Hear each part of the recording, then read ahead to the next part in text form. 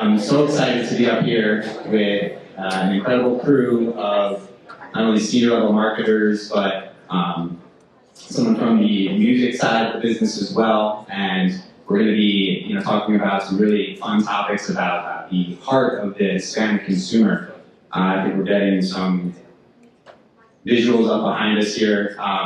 We're getting to the heart of the Hispanic consumer today and tomorrow. Of course, we're raising the bar for inclusivity all day today. We're going to cover some awesome topics.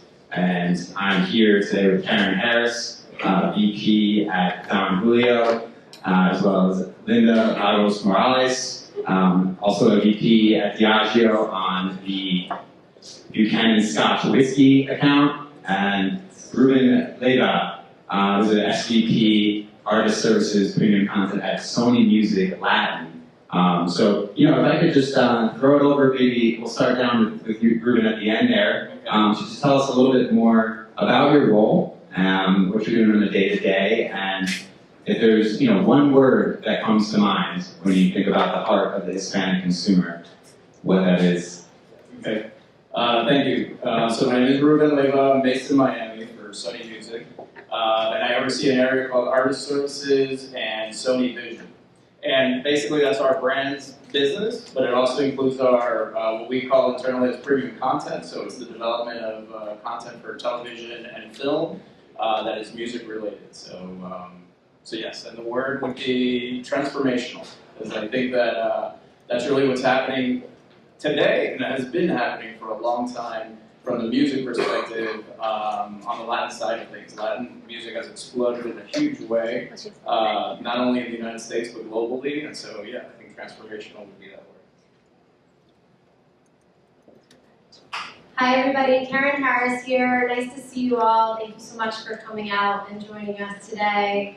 As mentioned, I look after the Don Julio brand for North America. And to me, it's, to touch a little bit on what you said and combine it with my word, which is passion. I'll say, working on Don Julio in North America, there's a huge onus in that we are standing on the shoulder of a giant, truly, in Don Julio Gonzalez, which I will talk about more. But there is just a tremendous amount of passion in this brand, around this brand, from the roots of this brand, and how we take forward our marketing. It's a lot of passion. Hi, I'm Linda Lagos Morales, or Linda, as my mother calls me. I look after the Buchanan brand for Diageo based out of New York. And sorry, my word is pride. It's something that we spend a lot of time talking about on the Buchanan brand. The tremendous pride that the Hispanic community feels and has behind their cultural identity, and how they sort of convey that every day. Amazing. Pride, passion, transformative. We're going to dive into, a lot of that here with the time we have. The whole panel here is definitely por la cultura, or para la cultura, maybe as Jay Baldwin might put it. So many things to highlight as far as, the burgeoning community and population of, Hispanics, especially, in the U.S. and how much that's impacting, modern day culture and consumerism and demographic trends, that, marketers are thinking about all day, every day as far as, driving your messages and your products. We wanted to highlight certainly the areas of diversity and inclusion and identity, cultural pride and representation, and also just how Hispanics are digital natives and the impact that influencers and celebrities and talent are having on their habits and consumerism today. So we definitely wanted to dive into that multi-dimensional identity that Hispanics have today in culture, and how it's not the first time I think the word monolithic has come up this afternoon. So really excited to dive in, especially starting maybe with our incredible Diageo marketers here. Karen, on the Don Julio side of things, such a rich heritage for that brand. I think 1942 maybe was the year it was established. The agave forward tequila that you were telling me about. How do you ensure that the brand really lives up to those values within identity and you know, the multi-dimensionalism of the cultural diversity that is, you know, Hispanic culture. Thanks for that. Look, values are everything to us at Don Julio, and it starts with, I mentioned our founder, and I'll come back to our founder. Don Julio Gonzalez did establish a brand in 1942 in Mexico, and our founder really exuded a love and devotion for tequila making. And not just for tequila making, but for his country, for Mexico, for his community, and for his family. And we talk about the love that he shared with all of those around him through his tequila making every day. And it is, we call it Por Amor. That is the campaign we launched this year. And it stands for love. And we try to take forward those same values that Don Julio Gonzalez established this brand through every touch point, everything we do, we try to bring that through. And you know, when we set out to do this, we created our first film. So we have a film that we created. I'm not going to share it today because hopefully you can all go take a look at it. But we created a film, and we titled that film "A Love Letter to Mexico." And when we kicked that off, the team went down to Mexico. We were down there for nearly a month, and we put together a team of creators. And we said, all right, our producer, our cinematographer, our stylist, everybody that touched this film, we wanted to bring together and have them tell their story of what it is they love about their hometown, what it is that they love about their culture, and how we can showcase it in the work that we do at Don Julio. And so we created this film. It launched last September, so we've just lapped a year on this program. And we'll talk a little bit more about how it comes to life and all of the different work that we do across the brand. But we are proud of the stories that came to life out of this. So I have a little clip to share that is more of a behind-the-scenes grab that we had versus the film itself. But you can go take a look at the film. It might be the next slide, and then if we come back to this one, there are two videos here. Next one.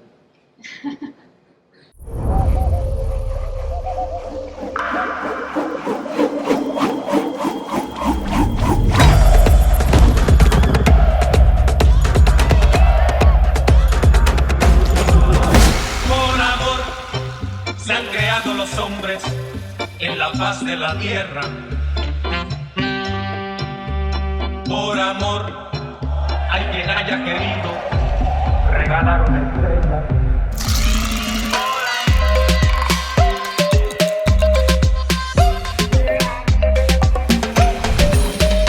¡Prende el fuego! Y lo que fuera mi suerte se cambió por amor.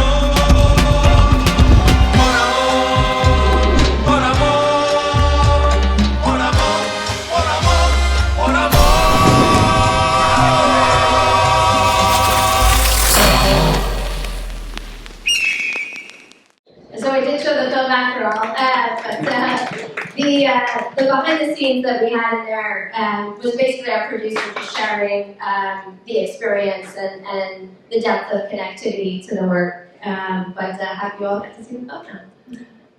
Hopefully legally we were able to see that. Absolutely. Okay, so that's good to know.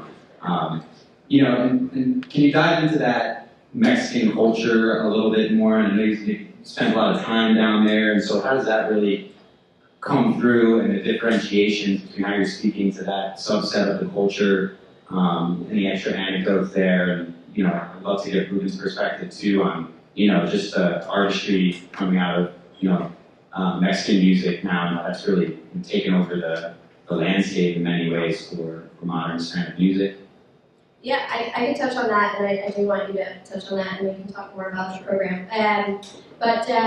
Yeah, it is, you know, I had the opportunity to spend time in Mexico with Diageo, so I lived in Mexico for a couple of years and worked on our brands there. And it's quite personal for me, I'd say. I think it's a culture that's embraced me, and I mentioned the word onus before, quite onus to make sure that we do the founders and the people that are around this work proud of how we represent the brand and culture.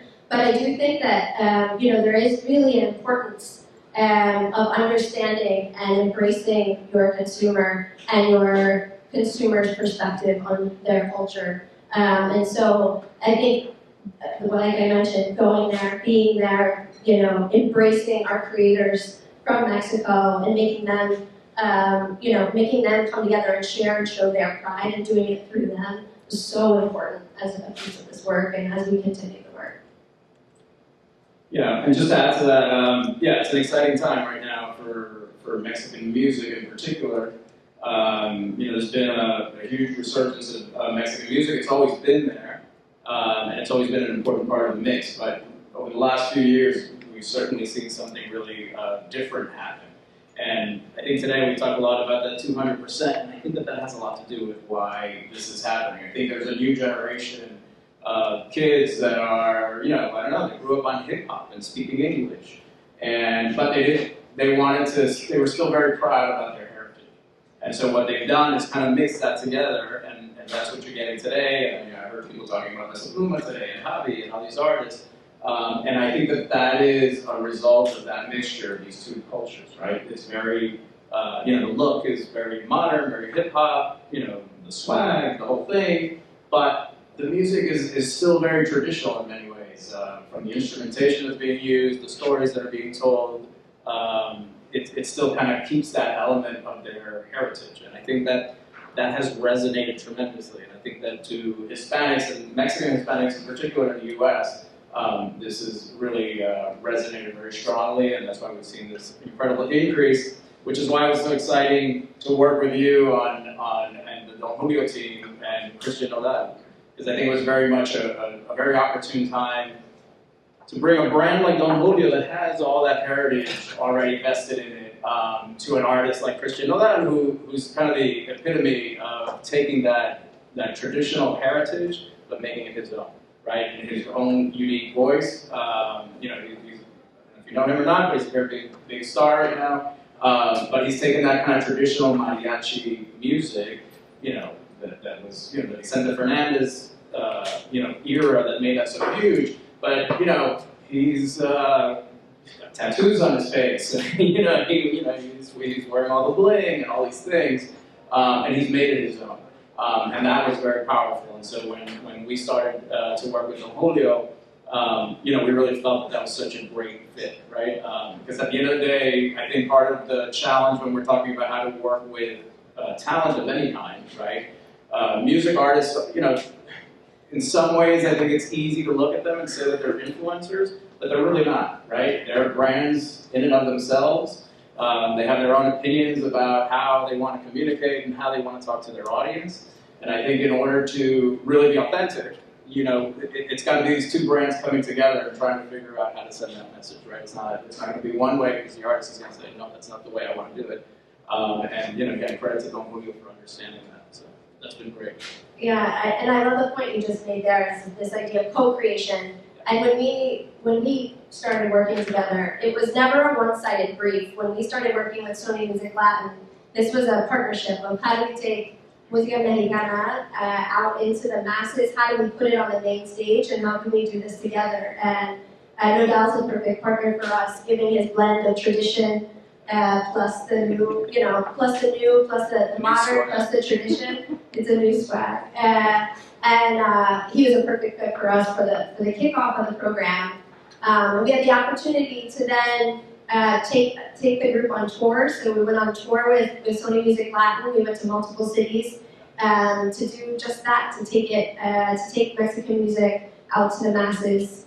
And then we put a little touch on it. We reached out to our partners at Jimmy Kimmel Live and Guillermo partnered with us, and they basically converted their entire summer concert series last summer to a Mexican music celebration, which was incredible. And we were able to reach 500 million impressions on that program alone, just to be able to get the music out into more homes with more people. So really, an incredible partnership, I think, between the two. I'm sorry, I'm going to shut up right now. But I wanted to add to that because it was important, the evolution from, everything that was done with Christian, who, like I said, is a very big star, but that summer of Mexicana, I think was very important because it highlighted developing artists, right? And I think that, that's another point that I think is important to highlight, which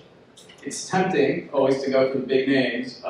It's not always easy to pull it off, but there's a lot to be gained. There's a lot of value in kind of going in with those developing talents as they're growing, as they're making their way. And I think that really speaks to a commitment from the brand to really reach the community that way. And I think that feels, in many ways, it's just very, very authentic in a different way than what we had done with Christian.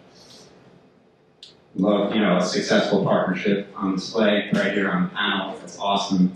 And really nailing the head on, how identity is so important for these consumers. It looks like a great piece of content for an incredible product. So nice work. And I know you're chomping at the bit, to tell us a little bit more about Buchanan's, and definitely want to do that through the lens of, pride, cultural pride, and representation. You really have to be authentic with these messages, right? And that representation matters in such a big way. So, I was wondering if you could tell us a little bit more about the Buchanan's campaign. We hear about this 200%. What does that mean exactly, and how did you guys bring that message to life? Definitely. I think before I do that, I think I need to set the stage for the Buchanan's brand itself. Buchanan's is the second largest Scotch whiskey in our portfolio, only behind Johnny Walker, and it is, as a Scotch, it is blended and bottled in Scotland, but we like to say that it's a Latino Scotch, that it was born in Scotland but actually raised in Latin America, and that is because there was a very smart man back in 1884 in Scotland who saw the opportunity in a big market overseas for Scotch.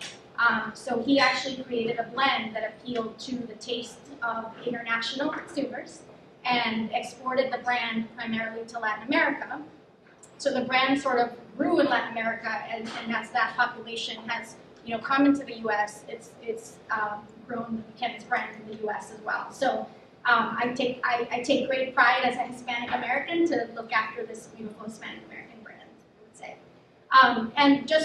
And we have a clip of the campaign that we can show to really bring it to life. But just to speak about the campaign for Buchanan's is called We Are the Spirit of the 200%. And it is born from an insight, and that's always very important for us, especially with this community, always looking into the cultural insight first. It's born from an insight that for many Hispanic Americans, if you ask them, what they are, they will neither say that they are Hispanic or American. They will say that they're 100% Hispanic and 100% American, right? They refuse to sort of pick one cultural identity.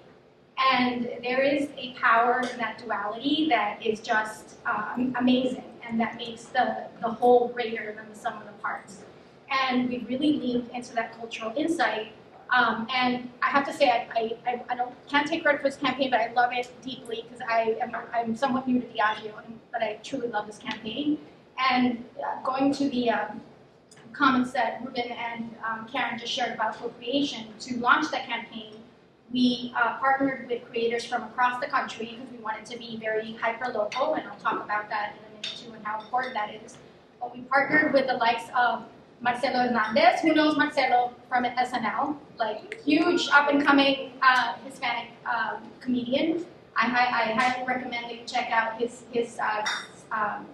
skits on SNL. He's doing some trailblazing stuff in terms of being the first writer on SNL to write Spanglish, skits for the show, which is amazing. But we partnered with the likes of Marcelo Hernandez, who hails from Miami, streetwear-based brand Kids of Immigrants from LA, cultural archivists from New York City named Nueva Yorkinos, and also a DJ, Mexican-born DJ from Dallas named DJ Very Wavy.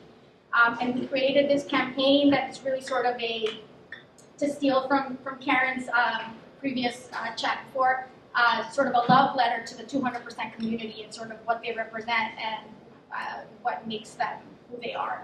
So if we can play the clip, I think it was the first one that was in the presentation. Not this one, but What if I'm thankful for where I come from, pero doy gracias I'm here. If my traditions are store-bought, but bachata is my first language. If I mix my carols with my parrandas and my coquito with my whiskey. What if I'm de aquí y de allá, even if I've always been here? And what if I'm a remix of everything that we can be?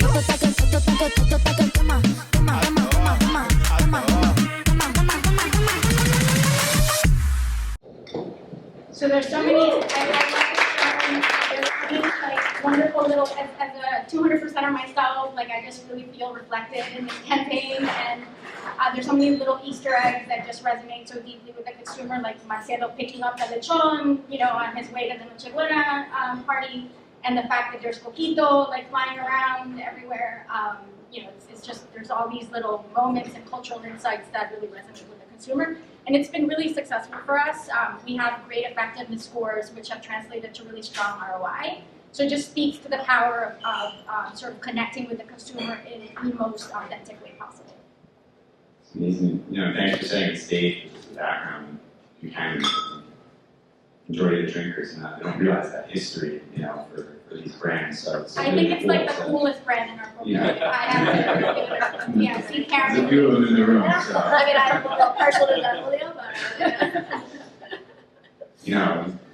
Identity, authenticity, the bicultural experience, that we're speaking to.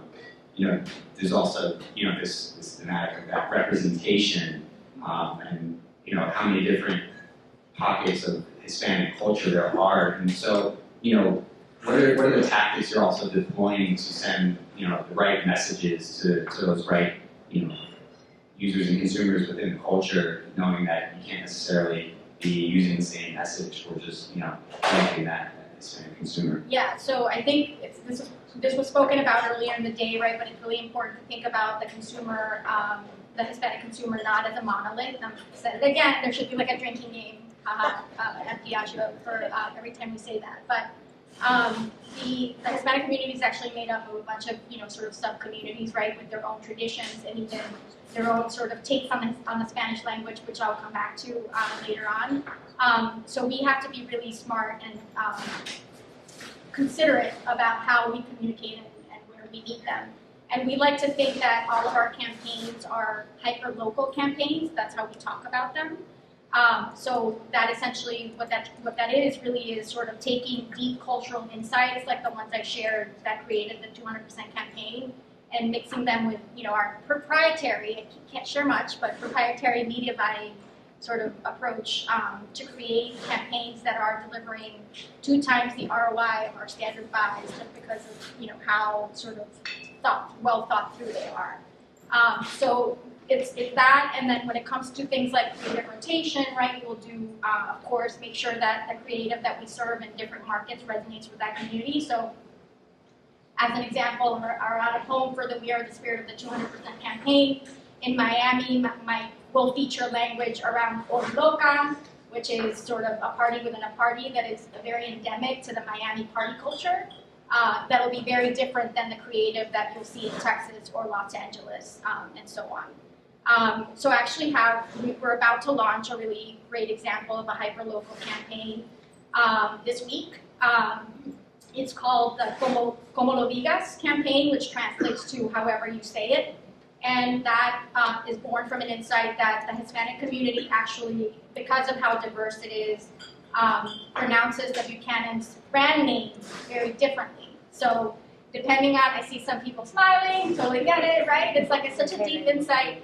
But depending on sort of how you grew up and what you heard growing up in your household, so if you're Cuban, if you grew up in a Cuban American household, for example, you might call Buchanan's Bucachara. And if you grew up in a Mexican American household, you might call it Buchanan or Bucanas. And we're leaning into that because our community really sort of is all about sort of celebrating the differences that make us unique. So we make us unique and make us sort of united, right? So we're partnering with local artists for each of our key markets in New York City, Los Angeles, Chicago, Houston, and Miami. And having these artists sort of render like their interpretation of the pronunciation and how they themselves grew up, in a phonetic spelling of it. And that artwork is going to be translated to out of home in all of those key markets to celebrate sort of the diversity of the community. And it's going to be sort of, it's going to partner with experiential events and social activation around it. But again, right, just another example of us sort of finding those really great cultural nuggets and really sort of bringing them back to the consumer in a way that they feel that we understand them really deeply. It's so important for us as a brand. So much to think about when you're speaking to this consumer. It's all when you're building creative and buying ad space, that's for sure. I was nervous to even try to use this Hispanic accent, and saying a few words before they said this consumer is so quick to call out, the stereotypical or the inauthenticity, right? And I think that's it's just so incredible. And Now you have to do it. For la cultura, Ruben, right? That's okay. Not all representatives speak Spanish, so that's okay. You can lean in. Gotta work on it for sure. But I did want to, ask, maybe Ruben, on just, how can brands sort of avoid the pitfalls of that inauthenticity, or just trying to check this box with the audience and not thinking all these things through and being really authentic and right. If you can speak to that. I mean, again, I think it's about understanding that if you're going to work with talent, they come to the table with their own brand, right, with their own audience. They know how to speak to that audience. They've obviously built their career on knowing how to connect with them. And that has to be respected, that has to be listened to, and that has to be incorporated, right? I think in any strategy. I think the language conversation is very interesting. It's fascinating. We deal with it all the time and struggle with, when to go more English or not, with certain artists. It's kind of interesting because in the 90s you had the huge Latin explosion with Shakira and Mark Anthony and Gloria Estefan and all that, and they accomplished that by singing in English, right? Which is very different from the later generations of Latin talent. They decided not to do that, right? And I think of it even an in-between step between now, Romeo Santos or Pitbull or these artists that were very authentically Latin but did it in their own way. They maybe spoke in English and sang in Spanish. If you go to a Romeo Santos concert, that's what you'll hear. All the songs are in Spanish, so they'll speak English the entire time. But this new generation is singing in Spanish, and you think about the Bad Bunnies of the world, or Karol G, or Raul Alejandro, any of these artists are achieving huge success, and they're not singing in English, and I think that's a huge statement. But it is challenging to figure out how do you maneuver the whole language thing, and how much of the Spanglish can you work into that, which obviously is I think a very natural way that many of, at least Hispanics in the U.S. speak. It's certainly second and third generation Hispanics. So, there's not a simple answer, and I think somebody earlier said something which I really like a lot. This is not an either-or game, right? This is about you got to do all that stuff, because, there's not just one identity that you're speaking to, you got to do your work. It's tricky, and there's a lot of grounding stuff. Karen, maybe if I could get a soundbite from you and go back to just Julio world for a second, with the breadth of celebrities that are on the rise, and the influence of culture and data around Hispanic consumers, purchasing decisions really being swayed by the voices that are in this digital space. How is the brand approaching the ambassadors that you're aligning with? What are the things you're thinking about bringing such heritage, but also trying to put yourself on the bleeding edge of culture? What does that thought process look like?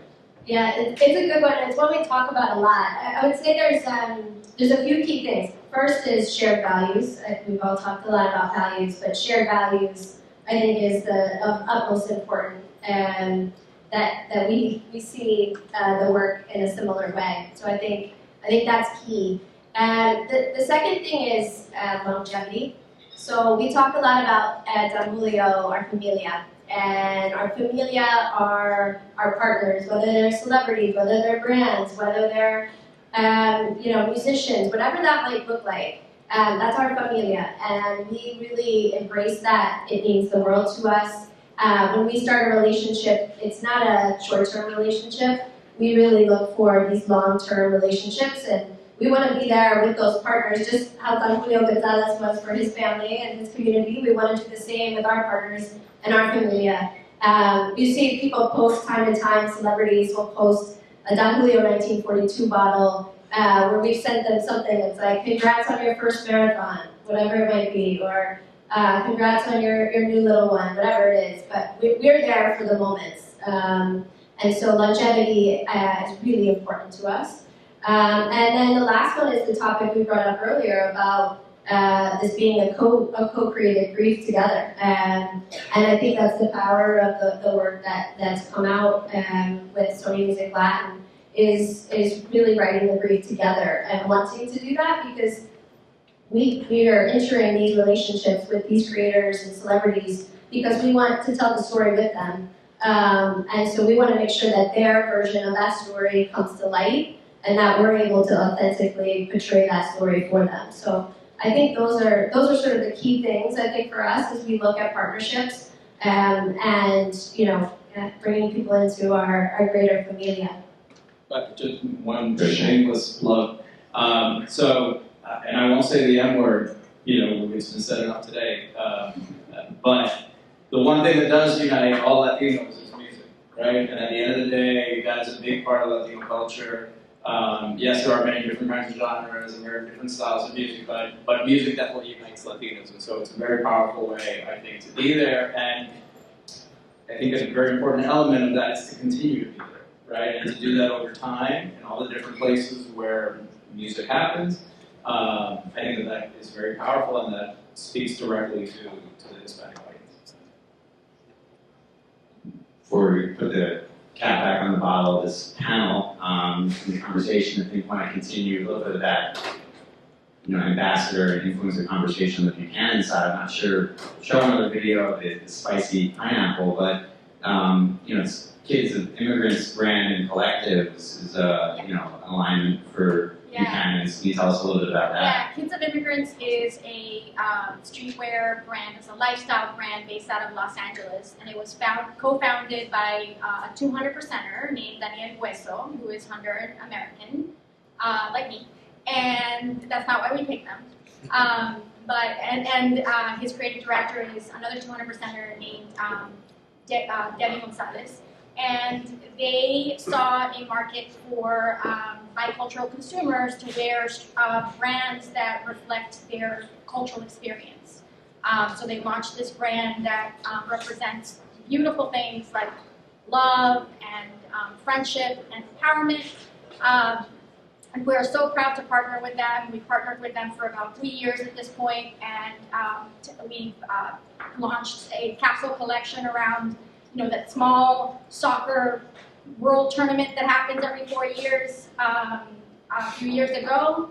And we also just did a spicy pineapple capsule collection with them to celebrate the second year of our pineapple innovation, which I really want to talk about because, and Karen has pineapple, Buchanan's pineapple holds a special place in Karen's heart as well since she launched it on the innovation side.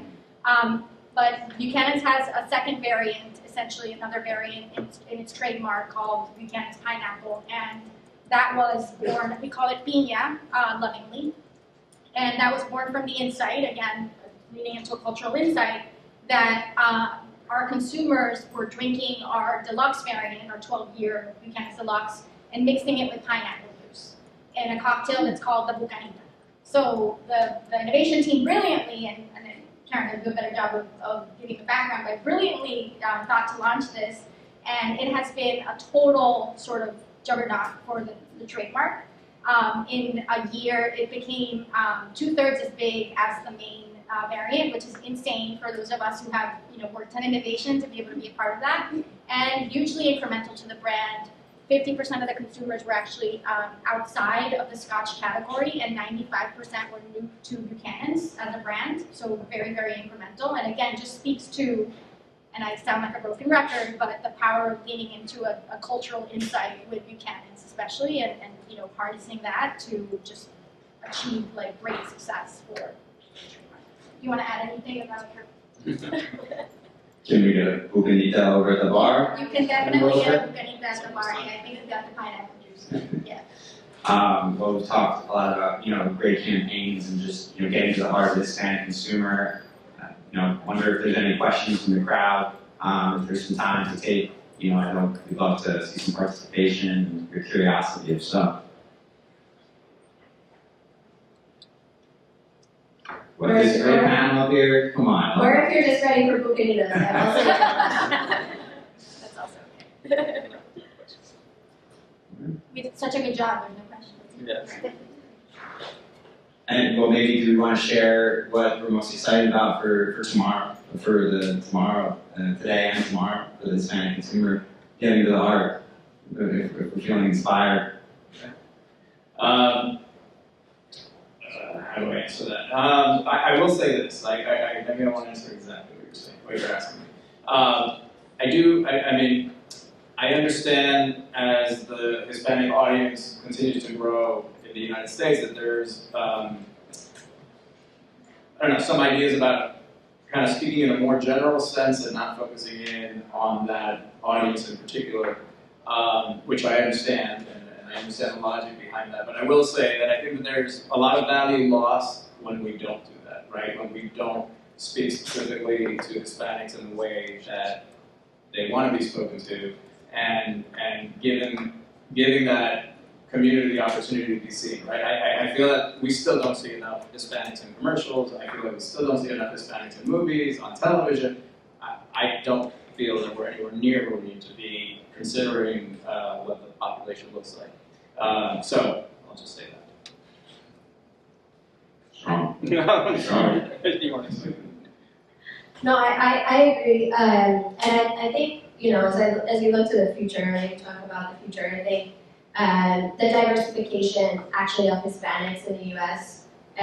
Is one that's going to be on our minds for sure, as you think of more consumers coming in, not just from Mexico, and you see the expansion of the Hispanic consumer in the United States, and I think making sure you build deep cultural connections in the right way, to Ruben's point, there is a power of nuance.